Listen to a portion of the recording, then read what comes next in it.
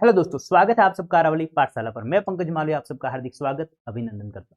तो हमारा चैप्टर चल रहा था विद्युत, और विद्युत के इस चैप्टर में आज अपन करने वाले टॉपिक की चर्चा विद्युत धारा का तापीय प्रभाव, थर्मल इफेक्ट ऑफ करंट। इसके अंदर तीन टॉपिकों को पढ़ना है। पहला है विद्युत धारा का तापीय प्रभाव होता क्या है, फिर दूसरा है विद्युत धारा के जो तापीय प्रभाव है उसका अपने डेली लाइफ या अपने व्यवहारिक उपयोग उसका क्या होता है वो, और जूल का तापन नियम। जूल का तापन नियम ये तापीय प्रभाव है उसके अंदर आता है, और है विद्युत शक्ति। इन सब चीजों को आज इस क्लास में अपन पढ़ने वाले हैं। तो वीडियो को लाइक कीजिए, शेयर कीजिए, और आप नए हो अरावली पाठशाला पर तो चैनल को सब्सक्राइब कीजिए। अब अपन समझते हैं विद्युत धारा का तापीय प्रभाव। बेसिकली आप ये देखो कि विद्युत धारा का तापीय प्रभाव आपको दिखता कहां पर है। आप हमेशा देखते हो जो विद्युत धारा का तापीय प्रभाव कैसे देखते हैं सर, कि आप देखोगे कोई बल्ब जल रहा है तो उस बल्ब के अंदर जो फिलामेंट होता है, उसका तो तंतु होता है, वो क्या होता है, गर्म होता है। तब भी आप देखते हो विद्युत धारा का तापीय प्रभाव।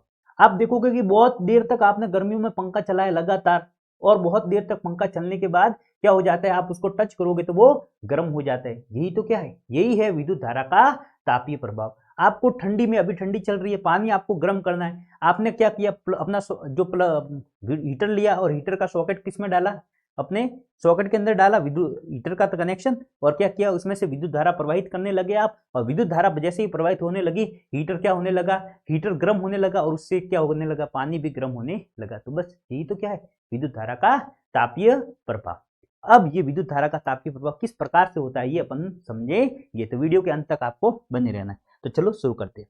अब देखो, विद्युत धारा कब बहती है, जब अपन उसको कहां से देते हैं, कहीं किसी स्रोत से क्या देते हैं, उसको ऊर्जा देते हैं। और ऊर्जा देने के लिए हम किसको यूज में लेते हैं, हम लेते हैं सर सेल का यूज करते हैं। किसका यूज करते हैं, सेल का यूज करते हैं। तो ये है अपने पास सेल, ठीक है।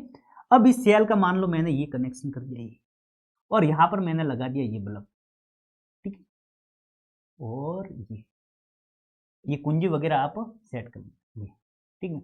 अब देखो, जैसे ही करंट फ्लो होने लगा, ठीक है, तो यहां पर ये था, ये हमारे पास सेल या बैटरी थी। अब सेल के अंदर क्या होती है, H2SO4 का विलयन भरा हुआ होता है, ठीक है, उसमें आयनिक, तो यहां पर उसमें होता है रासायनिक ऊर्जा। सेल के अंदर कौन सी होती है, रासायनिक ऊर्जा। कौन सी ऊर्जा होती है बच्चों, रासायनिक ऊर्जा। अब हमको तो क्या करना है, करंट फ्लो करना है, और करंट फ्लो करने के लिए क्या करना पड़ेगा कि इस रासायनिक ऊर्जा को किसमें बदलना पड़ेगा, विद्युत ऊर्जा में बदलना पड़ेगा। किसमें बदलना पड़ेगा, विद्युत ऊर्जा में बदलना पड़ेगा। और ये विद्युत ऊर्जा में कब बदलेगा, क्योंकि ये तार है, इस तार के अंदर क्या थे, इलेक्ट्रॉन मौजूद थे, और इलेक्ट्रॉन क्या करते हैं, गति करते हैं। लेकिन वो गति कब करते हैं, जब उनको गति करने के लिए गतिज ऊर्जा मिलेगी। और वो गतिज ऊर्जा कहां से प्राप्त करते हैं, इस सेल से प्राप्त करते हैं। किससे प्राप्त करते हैं, इस सेल से प्राप्त करते हैं। तो इस सेल से क्या मिली, जो उनको ऊर्जा मिली, उससे क्या होगा, इलेक्ट्रॉन हो गए, उनको मिलेगी गतिज ऊर्जा। क्या मिलेगी, गतिज ऊर्जा। और इलेक्ट्रॉन करेगा गति, और इलेक्ट्रॉन गति करेगा तो क्या बहेगी इसके अंदर, विद्युत धारा। क्या बहेगी इसमें, विद्युत धारा प्रवाह होगा। क्या होगा, विद्युत धारा का प्रवाह होगा। आ गया समझ में, इलेक्ट्रॉन ने की गति और विद्युत धारा प्रवाहित तो होने लगी। तो ये जो रासायनिक ऊर्जा किसमें बदल गई, विद्युत ऊर्जा। अब ये विद्युत ऊर्जा कहां पर जा रही है, इस तार के अंदर जाएगी, इलेक्ट्रॉन गति करेगा और विद्युत धारा इसमें प्रवाहित होगी। अब देखो, ऊर्जा का क्या होता है, एक रूप से दूसरे रूप में रूपांतरण होता है। अब ये जो गतिज ऊर्जा गई है, ये इलेक्ट्रॉन की जो गतिज ऊर्जा, इससे विद्युत धारा बहेगी, जिससे क्या उत्पन्न हो जाएगी, विद्युत ऊर्जा। क्या उत्पन्न हो जाएगी, विद्युत ऊर्जा। तो देखो, अभी तक हमने क्या समझा कि सेल के अंदर थी रासायनिक ऊर्जा, और उसने इलेक्ट्रॉन को गतिज ऊर्जा दी, जिसके कारण क्या बन गई, विद्युत ऊर्जा उत्पन्न हो गई। तो ये है पूरी विद्युत ऊर्जा। अब इस विद्युत ऊर्जा का खर्च कहां कहां पर होता है, तो हमारे घर पर हमने जब क्या किया, बाहरी स्रोत से इलेक्ट्रिसिटी अपन को मिल रही है, उसका सबसे पहले तो कुछ कामों में, जैसे कि पंखे को घुमाने में, यांत्रिक ऊर्जा पंखे को देने में चला गया खर्च, विद्युत ऊर्जा किसमें खर्च हो गई, पंखे को घुमाने में। साथ साथ में क्या हो गया, पंखा गर्म भी हो गया। क्या हो गया, पंखा गर्म भी हो गया। तो यह विद्युत ऊर्जा किसमें खर्च होती है, पहली तो होती है उपयोगी कार्यों में, और उसका कुछ ना कुछ भाग, उष्मीय ऊर्जा में बदल जाता है। किसमें बदल जाता है, उष्मीय ऊर्जा, हीट में बदल जाता है। आपने देखा होगा कि देखो, तो कुछ देर चलने के बाद पंखा क्या हो जाता है, गर्म हो जाता है। क्या हो जाता है, गर्म हो जाता है।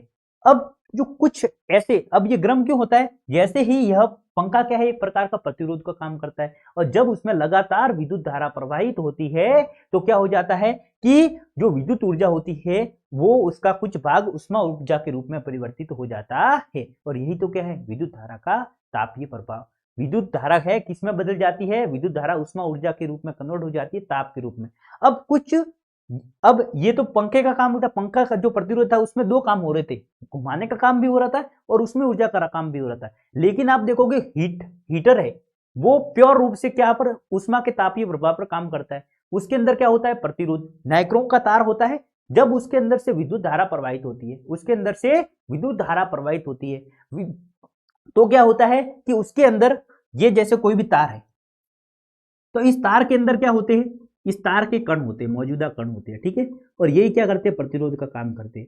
जब इसमें से इलेक्ट्रॉन गति करता है तो ये क्या करेंगे, इलेक्ट्रॉन की गति को रोकते हैं, इलेक्ट्रॉन को गति को रोकते हैं। अब रोकने के कारण क्या हो गई कि इनके अंदर क्या होता है, इनके अंदर कंपन उत्पन्न होता है, और इसी के कारण क्या हो जाता है, इसमें ऊष्मा उत्पन्न होती है। क्या उत्पन्न होती है, इसमें ऊष्मा उत्पन्न होती है, और इसी के कारण तो क्या होता है, ये ताप है, ये जो प्रतिरोध होता है वो गर्म हो जाता है और तार भी गर्म हो जाता है। इसी को क्या बोलते हैं, विद्युत धारा का तापीय प्रभाव। तो अब आपको अच्छे से समझ में आ गया कि विद्युत धारा का तापीय प्रभाव क्या है, कि जब किसी परिपथ में या प्रतिरोध में विद्युत धारा प्रवाहित होती है तो क्या हो जाता है, उसके अंदर वह जो स्रोत है या परिपथ है या प्रतिरोध है वो गर्म हो जाता है, तो उसी को क्या बोलते हैं, विद्युत धारा का तापीय प्रभाव।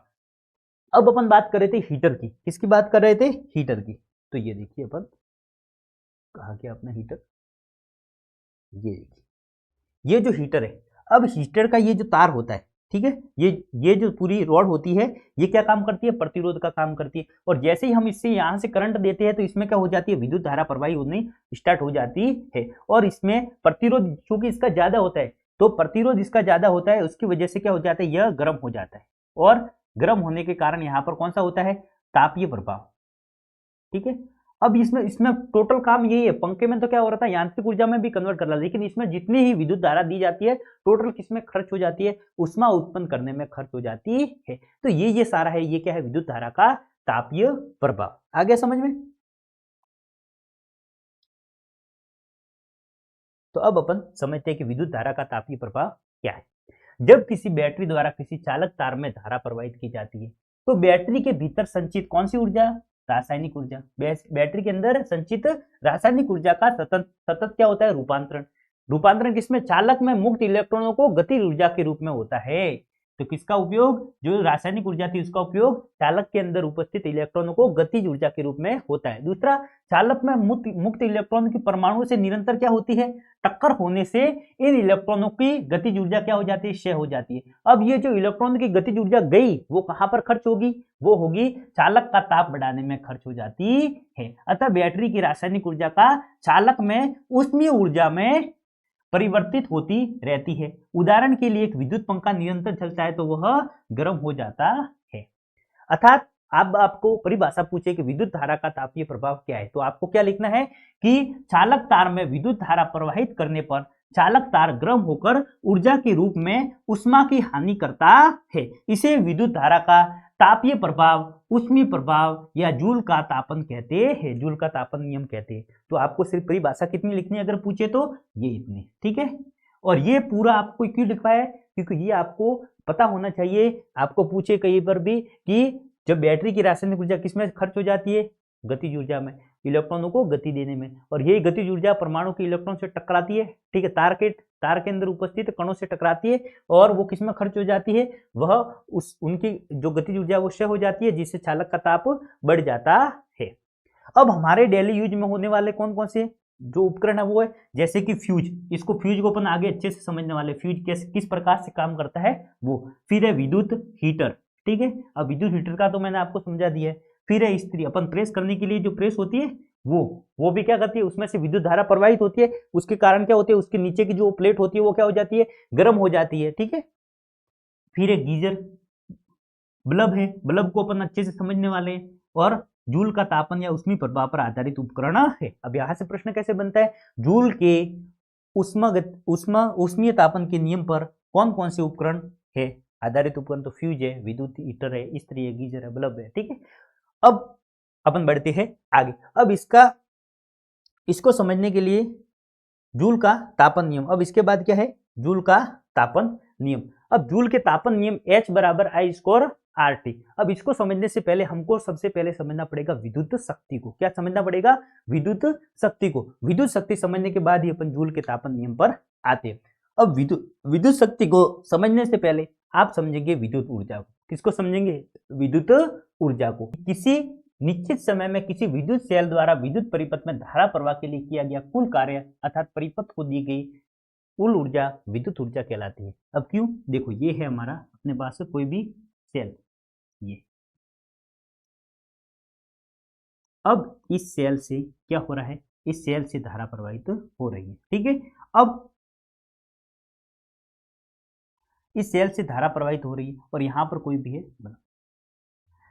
अब ये जो सेल है, इस सेल से क्या किया जाएगा, रासायनिक ऊर्जा यहां पर कन्वर्ट होगी और किस में बदलेगी, विद्युत ऊर्जा में। और विद्युत ऊर्जा में कब बदलेगी, जब ये क्या करेगा, इलेक्ट्रॉनों को गति कराने का कार्य करेगा। तो इसमें उपस्थित रासायनिक ऊर्जा द्वारा किया गया कार्य ही क्या कहलाता है, विद्युत ऊर्जा कहलाता है। तो इलेक्ट्रॉन ये यहां पर था और इस जैसे यहां पर इलेक्ट्रॉन था एक, अब इस इलेक्ट्रॉन को यहां से यहां तक पहुंचाने में, एक बिंदु से दूसरे बिंदु तक पहुंचाने में जो किया गया कार्य है वही क्या है, विद्युत ऊर्जा। तो ये तो विद्युत ऊर्जा। अब विद्युत शक्ति क्या है, एक विद्युत शक्ति क्या है, तो आप सबको सामान्य परिभाषा पड़ी होगी शक्ति की। शक्ति क्या है, कार्य करने की दर को शक्ति कहते हैं। हम सबको पता है कार्य करने की दर को शक्ति कहते हैं। अब सेम यहाँ पर क्या है, वो विद्युत शक्ति में होगी। जो विद्युत ऊर्जा है वही विद्युत शक्ति में कन्वर्ट होगी। तो उसके लिए विद्युत ऊर्जा तो क्या थी, जो कार्य किया जाता है वो तो है विद्युत ऊर्जा, और इस कार्य करने की जो दर होती है उसको क्या बोलते हैं अपन, विद्युत शक्ति कहते हैं। तो विद्युत शक्ति क्या होगी, विद्युत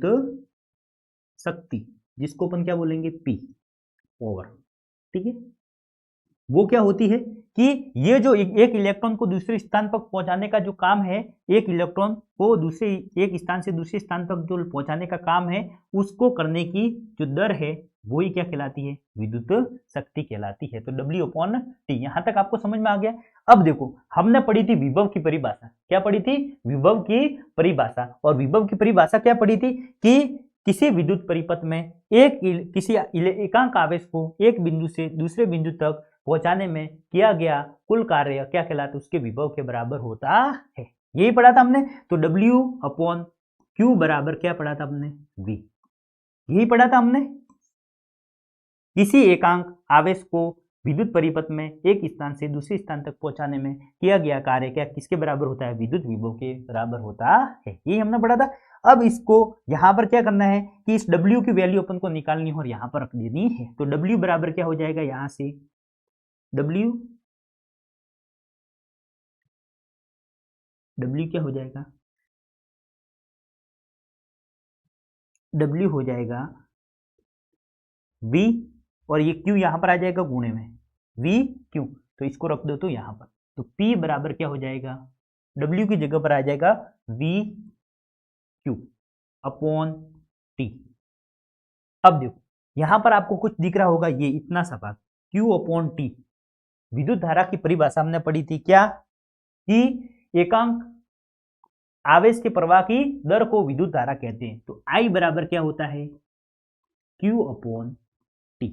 I बराबर क्या होता है, Q/T। ये हमने पढ़ा था। अब इसको रख दो यहां पर, इसको Q/T की जगह पर इतने में रख दो, तो क्या आ जाएगा, P बराबर क्या आ जाएगा, P बराबर आ जाएगा VI। P बराबर VI, और ये क्या है, ये आ जाएगा विद्युत शक्ति का फॉर्मूला, ठीक है। अब आपका इसका न्यूमेरिकल्स कैसे बनता है, आपको दे देगा किसी विद्युत परिपथ का वोल्टेज ये है और उसमें बहने वाले विद्युत धारा ये है, तो उसमें टोटल शक्ति कितनी होगी, ये तो P, ठीक है। ये आ गया। तो इस प्रकार से ये इसका सूत्र निकलता है। तो विद्युत धारा का सूत्र P बराबर क्या होता है, VI। और इस शक्ति को शक्ति को मापेंगे हम किस में, तो शक्ति का मात्रक है वो क्या है, वोल्ट, वाट। शक्ति का मात्रक क्या है, वाट, W, ठीक है। शक्ति का मात्रक क्या है, वाट। तो देखो P शक्ति को मात्रक क्या है, वाट, और यहां से अपन निकाले तो वाट बराबर क्या होगा, विभव का मात्रक क्या है, वोल्ट, धारा का मात्रक क्या है, एम्पियर, ठीक है। तो ये इसके बराबर होता है। एक वॉट बराबर क्या होता है, एक वाट बराबर क्या होता है, 1 वोल्ट इंटू 1 एम्पियर के बराबर होता है। ठीक है, ये भी आपके एनसीईआरटी में। तो ये तो आ गई अपनी कौन सी शक्ति आ गई। अब इस शक्ति के एक से अधिक फॉर्मूले आपको पता होने चाहिए। ठीक है, या तो आप इनको डायरेक्ट ऐसे निकाल सकते हो। देखो, एक फॉर्मूला हो गया शक्ति का ये। अब एक दूसरा फॉर्मूला अपन लिखते हैं। पहला तो हो गया ये, अब दूसरा इसमें आप चेंज करो।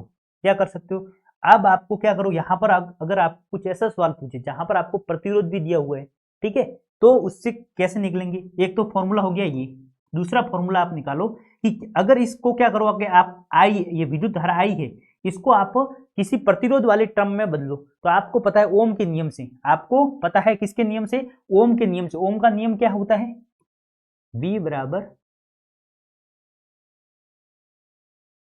यही होता है। ठीक है, अब यहां पर क्या कर दो आप, आई की जगह पर ये प्रतिरोध वाले वैल्यू निकल, तो V अपॉन आर बराबर आई। ठीक है, इसका मान अगर यहां पर आप रखते हैं तो क्या निकल जाता है, P बराबर हो जाएगा, V है, V इंटू आई की जगह पर V अपॉन आर को रखेंगे, V अपॉन आर। तो क्या हो जाएगा, P बराबर V स्क्वायर आर। ये सूत्र आ गया इसका दूसरा। अब ये का कहां पर काम आ गया, अगर आपको कोई ऐसा न्यूमेरिकल्स दे दे जिसमें पूछेगा, जिसमें आपको दे दिया जाएगा कि किसी परिपथ का वोल्टेज ये है और उसका प्रतिरोध इतना है, तो उसकी शक्ति ज्ञात करो, तो सीधा आपको ये फॉर्मूला, एक फॉर्मूले से भी आप सब निकाल सकते हो, लेकिन ये आप ऐसे निकाल सकते हैं।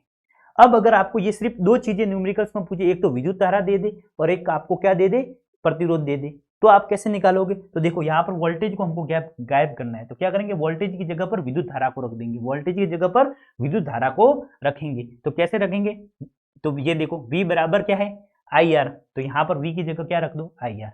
तो तीसरा फॉर्मूला इसका क्या हो जाएगा शक्ति का, P बराबर क्या हो जाएगा,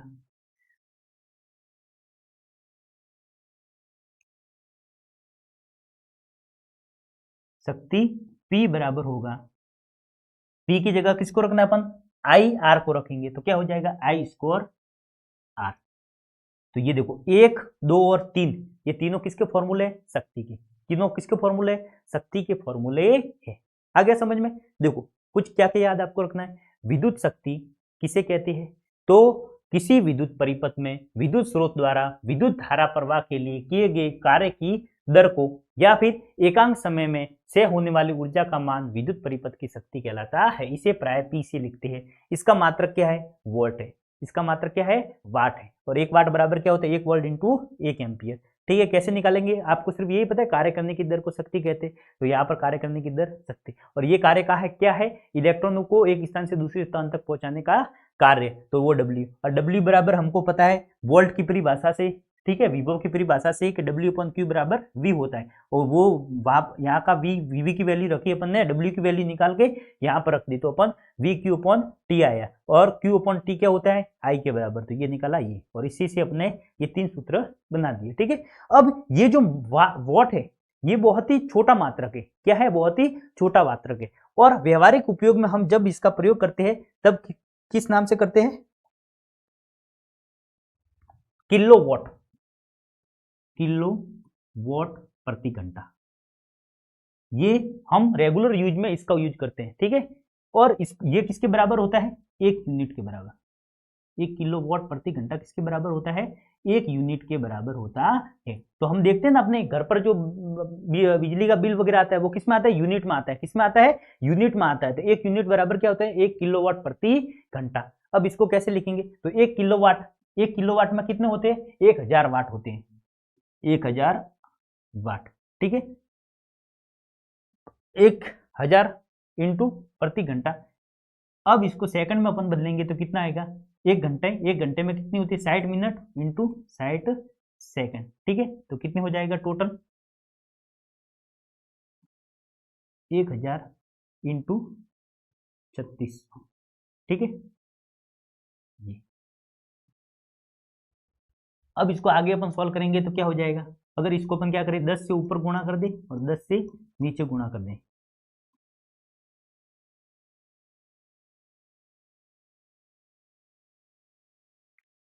तो 3.6 इंटू 1 2 3 4 5 और 6 10 की पावर 6 3.6 इंटू 3.6 इंटू 10 की पावर 6 जूल। ठीक है, ऊर्जा का मात्रक क्या है? जूल। तो ये इसके बराबर होता है 3.6 इंटू 10 की पावर 6 जूल। अब इसका न्यूमेरिकल कैसे बनता है? इसका न्यूमेरिकल कैसे बनता है? तो आपको क्या दे देगा? आपको दे देगा कि किसी विद्युत ऊर्जा में खर्च होने वाला, ठीक है, तो कि यूनिट में आपको ज्ञात करने के इसके न्यूमेरिकल्स हो गए। इसको अपन कल की क्लास में अच्छे से करने वाले हैं। ठीक है, तो आपको ये किलो वाट प्रति घंटा, ये भी किसका मात्रक है? ये भी विद्युत ऊर्जा का मात्रक है और बड़ा मात्रक है। और ये किसके बराबर होता है? 1 यूनिट के बराबर होता है। ये कितने? 3.6 10 की पावर 6 जूल के बराबर होता है। तो ये यहाँ से आपको विद्युत शक्ति है वो अच्छे से समझ में आई होगी। तो यहाँ पर अपन पढ़ लेते एक बार विद्युत शक्ति को। याद क्या रखना है? P बराबर वी आई, P बराबर वी आई। और इसी से आपको याद रखना है P बराबर क्या होता है? V square upon R। दूसरा एक और P बराबर क्या होता है? I square upon R। ठीक है, तीनों न्यूमेरिकल्स में आपको काम आएंगे। किसी विद्युत परिपथ में उपभोग तत्व सहित विद्युत ऊर्जा की दर, विद्युत ऊर्जा की दर को क्या कहते हैं? विद्युत शक्ति कहते हैं। कार्य करने की दर को शक्ति कहते हैं, उसी प्रकार विद्युत ऊर्जा के क्षय होने की दर को विद्युत शक्ति कहते हैं। परिभाषा आपको ये लिखनी है। फिर आपको पूछे विद्युत शक्ति का ऐसा ही मात्रक क्या है? तो वाट। ठीक है, ये जो सारी चीजें एक एक मैं आपको बता रहा हूँ, ये एग्जाम में ऐसी डायरेक्ट पूछी जाती है। विद्युत ऊर्जा का व्यापारिक मात्रक क्या है? किलोवाट प्रति घंटा। क्या है? किलोवाट प्रति घंटा है, जिसे सामान्य बोलचाल में हम क्या कहते हैं? यूनिट कहते हैं। क्या कहते हैं? यूनिट। अपने कहते हैं कि 100 यूनिट तक सरकार ने बिजली माफ कर दी। अब 1 किलो प्रति घंटा, 1 वाट किलो प्रति घंटा को कैसे अपने 1 वाट प्रति घंटा को अपन कैसे निकाले? 1 वाट में कितने होते हैं? 1000 वाट इंटू 3600 सेकंड, 3.6 इंटू 10 की पावर 6 वाट सेकंड, या फिर इसको क्या बोलती है? जूल के बराबर कहते हैं। ठीक है, तो ये आ जा सकता है। इसमें कैसे पूछा जाता है? 1 किलो वाट बराबर होता है, फिर आपको ऑप्शन में देगा 3.6 इंटू 10 की पावर 5 दे देगा। तो आपको पता होना चाहिए 3.6 इंटू 10 की पावर 6 जूल के बराबर होता है। आगे समझ में? अब ये तो हो गया क्या? विद्युत शक्ति। अब हम तो पढ़े थे सर, आप वो ताप का नियम वाला कहां पर गया? तो ये जो विद्युत शक्ति आ गई है, इसी को विद्युत शक्ति को अपन की टी समय के लिए दे दे। मान लो कोई हीटर है, अब हीटर में मैंने विद्युत शक्ति जा रही है और वो जितने समय के लिए जा रही है उस समय से अपन क्या कर देंगे? सीधा गुणा कर देंगे, तो हमको क्या मिल जाएगी? विद्युत उसमें ऊर्जा मिल जाएगी। क्यों? क्योंकि जिस प्रकार से हमने क्या किया था इस हीटर में, ये जो हीटर है, इस हीटर को मैंने विद्युत ऊर्जा दी और ये विद्युत ऊर्जा मैंने कितने टी समय के लिए दी? कितने टी समय के लिए? और जिससे क्या होगी? ये विद्युत ऊर्जा कन्वर्ट किसमें होगी? क्योंकि इसमें हीटर में कोई दूसरा काम नहीं हो रहा है, तो जितनी विद्युत ऊर्जा विद्युत शक्ति जो मिल रही है वो टोटल किसमें कन्वर्ट हो रही है? वो उसमें ऊर्जा में कन्वर्ट हो रही है। तो ये जो टोटल विद्युत ऊर्जा दी, विद्युत शक्ति जो इसको मिल रही है, विद्युत शक्ति, वो किसमें कन्वर्ट हो गई? वो हो गई उष्मीय ऊर्जा में, उष्मीय ऊर्जा में। और इसी उष्मीय ऊर्जा को अपन को ज्ञात करना है। तो यह उष्मीय ऊर्जा कैसे निकलती है? तो ये देखो, यहां पर हमने शक्ति निकाली है, शक्ति निकाली, ये आई स्क्वायर आर। पी बराबर क्या है? आई स्क्वायर आर। ये कैसे निकला? ये आपको पता है, ये विद्युत शक्ति अपन ने निकाली और आई स्क्वायर आर निकला है। अब इस आई स्क्वायर आर, ये विद्युत ऊर्जा है पी, विद्युत शक्ति जो पी है, इसको मैंने कितने समय के लिए दिया? इस विद्युत शक्ति को मैंने दिया, ये जो विद्युत शक्ति है, विद्युत शक्ति P, P बराबर क्या होता है? वी आई। और यहां पर मैं क्या कर दूं? V का मान रख दूं, तो V का मान क्या है? आई आर इंटू ये वाला आई। तो P बराबर क्या हो जाएगा? I square are. और यही जो विद्युत शक्ति है, इसको मैं अगर T समय के लिए परिपथ में प्रवाहित करूंगा, तो ये किसमें कन्वर्ट हो जाएगी? तो ये क्या करेगी? ये उष्मीय ऊर्जा में कन्वर्ट होगी। ठीक है, तो क्या करना है? इस शक्ति को किससे गुणा करना है? टी से, क्योंकि टी समय के लिए मैं दे रहा हूं। तो ये क्या हो जाएगा? I square R T. और ये I square R T, P into T ही किसके बराबर होता है? हीट, ताप ऊर्जा के बराबर होता है। तो H बराबर क्या हो जाएगा? I square R T. I square R T कैसे निकला? आई स्क्वायर आर टी। तो ये है H बराबर आई स्क्वायर आर टी। और यही क्या है? ऊष्मीय ऊर्जा का नियम। और इसे कहते हैं अपन क्या? जूल का तापन नियम। तो जूल का तापन नियम कहां से निकला है कि जो विद्युत शक्ति रासायनिक ऊर्जा से क्या, रासायनिक ऊर्जा किसमें बदली, विद्युत ऊर्जा में, और विद्युत ऊर्जा है वो उसके कार्य करने की दर को क्या कहते हैं, विद्युत शक्ति। और ये विद्युत शक्ति जब t समय के लिए किसी स्रोत को दी जाती है तो हीटर को दी जाती है, तो हीटर क्या हो जाता है, गर्म हो जाता है, और वही किसमें, जो हीट या उष्मीय ऊर्जा के रूप में कन्वर्ट हो जाता है। और इसी उष्मीय ऊर्जा का फॉर्मूला क्या है, I स्क्वायर RT, और यही है जूल का तापन नियम, यही है जूल का तापन नियम। अब ये जूल का तापन नियम कहता क्या है, ये समझो। ये जूल का तापन नियम देखो, H बराबर I स्क्वायर RT, तो कहने का मतलब है कि ये H है, ये उष्मीय ऊर्जा है, वो किसके बराबर है, विद्युत धारा के वर्ग के बराबर है। तो जूल के तापन नियम का पहला नियम क्या है कि किसी विद्युत प्रतिरोध में प्रवाहित होने वाली विद्युत धारा के वर्ग उसके उष्मीय ऊर्जा के समानुपाती होता है। ठीक है, मतलब आप जितना इसमें करंट फ्लो ज्यादा करवाओगे, आप हीटर के अंदर जितनी ज्यादा मात्रा में करंट फ्लो होगा उतना ही वो क्या होगा, ज्यादा गर्म होगा, वो उतना ही ज्यादा गर्म होगा। तो पहला नियम क्या है, दिए गए प्रतिरोध तार में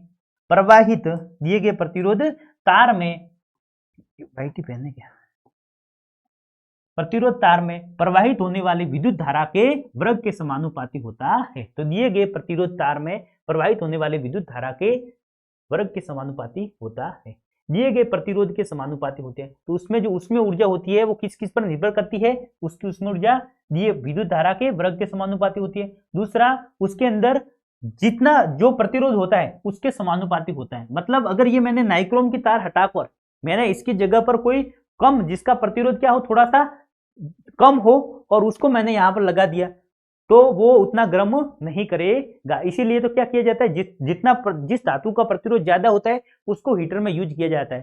ठीक है, जिससे क्या हो कि वो जल्दी से गर्म हो, और उष्मा का तापन नियम इसमें दिखा, विद्युत धारा का तापन नियम का प्रभाव इसमें पड़े। फिर तीसरा क्या है, टी, जितने समय के लिए आप क्या करोगे, विद्युत धारा प्रवाहित करोगे उतना ही हीटर ज्यादा गर्म होगा। तो विद्युत प्रतिरोध में धारा प्रवाह के समय के समानुपाती होता है। उपयुक्त तीनों नियम जूल के तापन नियम के बराबर होता है। तो जूल का तापन नियम में क्या लिखोगे आप कि जूल के तापन नियम H बराबर I स्क्वायर RT होता है, जिसके अनुसार किसी विद्युत परिपथ में या किसी परिपथ में से प्रवाहित किसी परिपथ में उत्पन्न उष्मीय ऊर्जा किसके बराबर होती है, उसमें प्रवाहित होने वाली विद्युत धारा के वर्ग के समानुपाती होती है। दूसरा, उसके तार के प्रतिरोध के समानुपाती होती है। तीसरा, जितने समय तक उसमें विद्युत धारा प्रवाहित की जाती है उस समय के समानुपाती होती है। तो ये है जूल का तापन नियम और विद्युत शक्ति, ये हमने समझ ली। अब इसको एक बार पीपीटी से भी रीड कर लेते हैं। यहाँ पर ये वाला हमने पढ़ लिया था।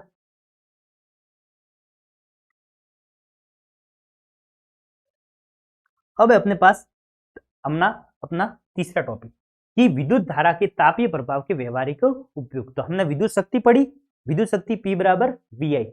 विद्युत शक्ति पढ़ने के बाद हमने उष्मीय ऊर्जा में किस रूप में कन्वर्ट होती है वो भी पढ़ लिया।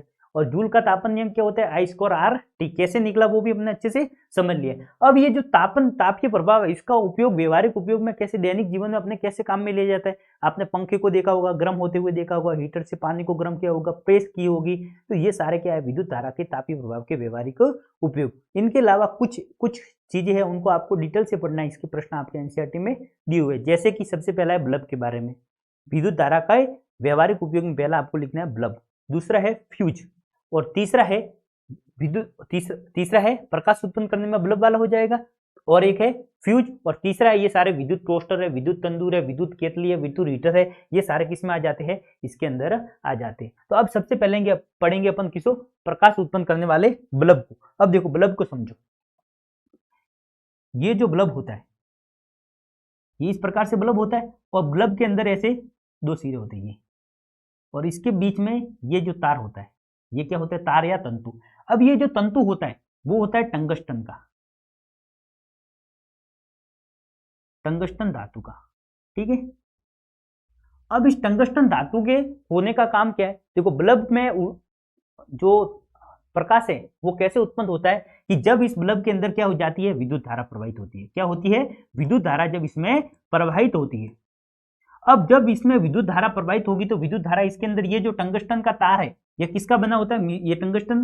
अब इसका क्या होता है, प्रतिरोध होता है ज्यादा। क्या होता है, इसका प्रतिरोध होता है ज्यादा, प्रतिरोध होता है ज्यादा। और हमने क्या पढ़ा है जूल के तापन नियम के अनुसार कि वो कितना ताप उसमें प्रभाव कब दिखाएगा, उसके प्रतिरोध के समानुपाती होता है। तो यहां पर जो टंगस्टन का वायर अपन यूज करते हैं वो क्या होता है, उसका जो प्रतिरोध होता है वो होता है ज्यादा, और ज्यादा प्रतिरोध होने के कारण क्या होगा कि ये जो विद्युत का तार है ये होगा, ये तंतु का जो तार है वो होगा गर्म, और क्या होगा गर्म होगा, और कैसा हो जाएगा, तपेगा, पूरा लाल तरह का हो जाएगा। आप ये अभी वाले बल्ब मत देखना, अपने जो घर पर पहले जो टंगस्टन के तार होते हैं येलो कलर के बल्ब आते थे उनके बारे में बात हो रही है। तो ये हो जाएगा पूरा गर्म, और गर्म होने के बाद क्या हो जाएगा, ये तप्त हो जाएगा, उष्मा, ठीक है। अब उसमें से कुछ प्रकाश की विकिरण भी निकलती है, ठीक है। तो उसका कुछ खर्च तो किसमें हो जाएगा, उष्मा ऊर्जा के रूप में, और कुछ विकिरण के रूप में प्रकाश उत्पन्न करने में भी इस विद्युत ऊर्जा का खर्च होता है। तो ये देखो, ये जूल के तापन नियम पर कैसे आधारित हो गया, क्योंकि इस टंगस्टन के तार का प्रतिरोध रखा जाता है ज्यादा। अब दो चीजें, अब ये क्या होता है कि कभी कभी बहुत ही ज्यादा गर्म हो जाता है, करंट विद्युत धारा बहुत ही फास्ट आ जाती है, जिससे ये टंगस्टन का तार टूट जाता है और बल्ब क्या हो जाता है, खराब हो जाता है, बल्ब क्या हो जाता है, फ्यूज होता है, हो जाता है। अब इसका काम करने के लिए कि क्या हो कि इस टंगस्टन को इसलिए लिया जाता है कि एक तो क्या हो, ये बहुत ही ज्यादा गर्म हो, क्या हो, ज्यादा जल्दी से गर्म हो, इसका प्रतिरोध ज्यादा बहुत उच्च होना चाहिए, और ये टूटे भी ना, तो ये टूटे नहीं, और इस तार की जो है वो आयु ज्यादा हो, इसके लिए क्या किया जाता है कि इस बल्ब के अंदर निष्क्रिय वातावरण उत्पन्न किया जाता है, अक्रिय गैस इसमें यूज की जाती है। और कौन सी की जाती है, आर्गन, कौन सी, आर्गन और नाइट्रोजन। आपको पूछे कि बल्ब के अंदर कौन कौन सी गैसें भरी जाती है, तो आर्गन और नाइट्रोजन गैस भरी जाती है। और बल्ब कौन सा, धातु कौन सा, टंगस्टन का तार क्यों यूज किया जाता है, क्योंकि इसका प्रतिरोध होता है ज्यादा। तो अब आप इसमें प्रश्न क्या बनता है कि किसी बल्ब में टंगस्टन धातु का तार क्यों यूज किया जाता है, क्योंकि इसका एक तो होता है प्रतिरोध ज्यादा, और इसका गलनांक होता है अधिक, गलनांक अधिक होता है 33-38। क्यों, गलनांक अधिक होने से क्या है कि बहुत ज्यादा ये गर्म होगा तो भी ये पिघलेगा नहीं और टूटेगा नहीं, ठीक है। तो ये है पूरा बल्ब का मैटर। तो इसका प्रतिरोध रखा जाता है उच्च, और इसका गलनांक ज्यादा होता है, टंगस्टन धातु का, इस टंगस्टन को यूज किया जाता है, और इसके अंदर भरी जाती है आर्गन तथा नाइट्रोजन गैस भरी जाती है। तो प्रकाश उत्पन्न करने में बल्ब के तंतु को उत्पन्न ऊष्मा को जितना संभव हो सके रोके रखना चाहिए। बल्ब के तंतु को क्या करना है, जितना संभव हो सके उतना ऊष्मा को रोकेगा, तभी तो गर्म होगा, तप्त होगा, ताकि वह अत्यंत तप्त होकर प्रकाश उत्पन्न करे। इसे इतने उच्च ताप पर पिघलना नहीं चाहिए। बल्ब के तंतुओं को बनाने के लिए टंगस्टन, जिसका गलनांक 3380 डिग्री सेल्सियस होता है, का उपयोग किया जाता है, जो उच्च गलनांक की एक प्रबल धातु है। विद्युत रोधी टैंक का उपयोग करके तंतु को यथासंभव ताप पिलगित बनाना चाहिए। प्राय बल्बों में रासायनिक दृष्टि से अक्रिय नाइट्रोजन तथा आर्गन गैस भरी जाती है, जिससे उसके तंतु की आयु में वृद्धि हो। तंतु द्वारा उपयुक्त ऊर्जा का अधिकांश भाग किसके, उष्मा के रूप में प्रकट होता है, और कुछ भाग किसके रूप में, विकिरित प्रकाश के रूप में भी दृष्टिगोचर होता है। तो आ गया समझ में। तो बल्ब किस प्रकार से काम करता है कि उसको अंदर क्या होता है, टंगस्टन का तार होता है, विद्युत धारा प्रवाहित होती है, उसका प्रतिरोध ज्यादा होता है, और जूल के नियम के अनुसार क्या होता है, इसमें विद्युत धारा उष्मा ऊर्जा में कन्वर्ट हो जाती है। तो ये है पहला बल्ब वाला। अब है देखो फ्यूज। अब क्या है फ्यूज। अब फ्यूज क्या, कैसे काम किया जाता है, तो फ्यूज के लिए क्या किया जाता है कि फ्यूज सामान्य कुछ नहीं होता कि जो तार होते हैं, दो तार होते हैं, ये एक तार मान लो ये है, एक तार है ये। अब इस तार के बीच में लगाया जाता है फ्यूज, ये। अब फ्यूज कुछ नहीं होता है, फ्यूज भी एक तार होता है, लेकिन इसका क्या रखा जाता है, इसका गलनांक होता है कम, गलनांक कम होता है। कम बोले तो मतलब उपयुक्त गलनांक वाला लिया जाता है। जैसे कि ये जो तार लिए जाते हैं इनका गलनांक इस फ्यूज से ज्यादा होगा, तब क्या होगा कि जब विद्युत धारा या करंट इसमें फ्लो होगा तो एक निश्चित मान तक तो विद्युत धारा ही अपने अंदर से होकर प्रवाहित होने देगा। मान लो कि 20 एम्पियर की विद्युत धारा है या कम वोल्टेज की विद्युत धारा है, वो इसमें से होकर प्रवाहित होगी तब ये टूटेगा नहीं, अपने अंदर से करंट को फ्लो होने देगा। लेकिन जब विद्युत धारा का मान बहुत बढ़ जाएगा, विद्युत धारा का मान बहुत बढ़ जाएगा, तब क्या होगा, विद्युत धारा प्रवाहित होगी और विद्युत धारा का मान बढ़ेगा तो क्या होगा, विद्युत ऊर्जा उष्मा ऊर्जा में कन्वर्ट हो जाएगी। क्योंकि हमने जूल का तापन नियम क्या पढ़ा था, H बराबर I स्क्वायर RT। विद्युत धारा जितनी ज्यादा होगी उष्मा का मान भी जितना ज्यादा होगा, तो उष्मा बढ़ेगी तो क्या होगा, ये तार है वो क्या हो जाएगा, ये इस गलनांक से ऊपर क्या हो जाएगा, गर्म हो जाएगा और ये से यहां से क्या हो जाएगा, टूट जाएगा। और जैसे ये टूट जाएगा तो क्या होगा, ये इस प्रकार से पूरा ये वाला भाग चला जाएगा बीच में से, तो ये सर्किट हो गया क्या, ब्रेक। और जैसे ही सर्किट ब्रेक हो जाएगा तो क्या हो जाएगा, धारा प्रवाह होना बंद हो जाएगी। अब इस फ्यूज को लगाया कहा जाता है, तो इस फ्यूज को कहां पर लगाया जाता है, जो परिपथ होता है, जो अपने घर का पूरा जो सिस्टम होता है विद्युत का, उसके जस्ट बाहर जहां पर मेन कनेक्शन होता है उसके आगे लगाया जाता है। अब इससे फायदा क्या है कि जब कभी भी करंट आता है तो निश्चित जो रेगुलर अपना जो करंट का मान होता है, जैसे 220 वोल्ट का है उसको आने देगा और निश्चित धारा का मान है उसके अनुसार धारा को आने देगा। लेकिन जैसे ही अचानक किसी कारण वजह से धारा का मान बढ़ गया तो ये यहां से क्या हो जाएगा, ये फ्यूज है वो टूट जाएगा और फ्यूज टूट जाने के कारण क्या होगा कि तार का कनेक्शन दोनों का परिपथ है वो सर्किट ब्रेक हो जाएगा और जिससे करंट फ्लो आगे नहीं होने देगा। तो वो जो खराब करंट है, ज्यादा मात्रा का जो करंट है वो अपने घर के कंप्यूटर वगैरह में नहीं जाएगा और सारे परिपथ खराब होने से बच जाएंगे। अब देखो ये तो फ्यूज किस प्रकार से काम करता है मैंने आपको समझा दी। अब इसमें फ्यूज को कैसे लगाऊंगा, श्रेणी क्रम में लगाऊं या समांतर क्रम में। तो देखो मैंने आपको बताया था, क्या बताया था कि जब समांतर क्रम में अपन किसी को जोड़ते हैं तो एक चीज के टूटने से पूरा सर्किट ब्रेक नहीं होता है, लेकिन श्रेणी क्रम में जब अपन जोड़ते हैं तो क्या होता है, एक बल्ब खराब हो जाता है तो पूरा कनेक्शन टूट जाता है।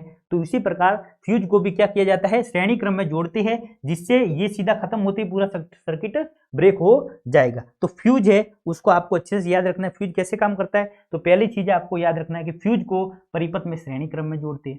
फ्यूज किसी ऐसी धातु या मिश्र धातु का टुकड़ा होता है जिसका एक क्या होता है, निश्चित गलनांक होता है। एक निश्चित मान से अधिक विद्युत धारा परिपथ में जब प्रवाहित होने पर फ्यूज गर्म हो जाता है और टूट जाता है और परिपथ में धारा का प्रवाह रुक जाता है, जिससे जो उपकरण है वो खराब होने से बच जाते हैं। तो ये क्या है, ये है फ्यूज किस प्रकार से काम करता है ये। तो ये व्यवहारिक उपयोग कौन कौन से, विद्युत इस्त्री, टोस्टर, ठीक है, हीटर वगैरह इसमें प्रकाश उत्पन्न करने में और फ्यूज में। तो ये है इसके व्यवहारिक उपयोग। प्रश्न कैसे कैसे बनते हैं, विद्युत शक्ति आपको पूछ सकते हैं, विद्युत धारा का, विद्युत शक्ति का मात्रक आपको पूछ सकते हैं, विद्युत ऊर्जा की परिभाषा आपको पूछ सकते हैं, विद्युत शक्ति की परिभाषा पूछ सकते हैं आपको, और विद्युत अपने कितने जूल के बराबर होती है, 1 किलो वाट घंटा किसके बराबर होता है, 3.6 × 10⁶ जूल के बराबर होता है। उसी प्रकार आपको इसके व्यवहारिक उपयोग भी पूछ सकते हैं। तो आशा करता हूं आपको आज की ये क्लास बहुत ही अच्छी लगी होगी और इसमें टोटल आपका जो विद्युत का चैप्टर है वो पूरा हो जाता है।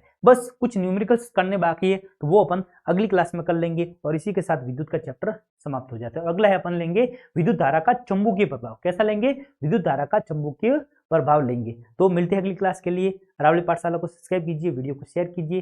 तब तक के लिए धन्यवाद। जय श्री राम।